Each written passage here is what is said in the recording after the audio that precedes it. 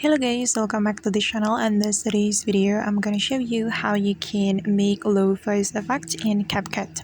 Alright guys, here I have created a project in CapCut, and if you want to make a low voice effect in to your audio, the first thing you have to do is clicking on your audio like this, and you have to tap on the audio again until this option appear on your screen, and then you can simply click on voice effect, and you're going to select the basic voice effect.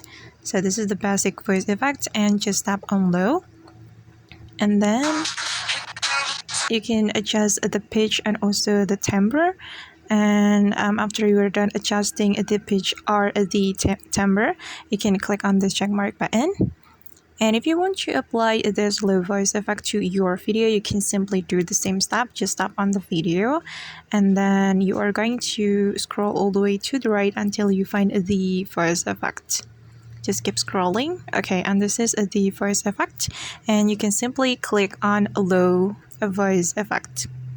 Click on low and adjust the pitch or the timbre, and then just tap on this check mark button. Okay, and now let's just take a look at the results. So I'm going to play the video.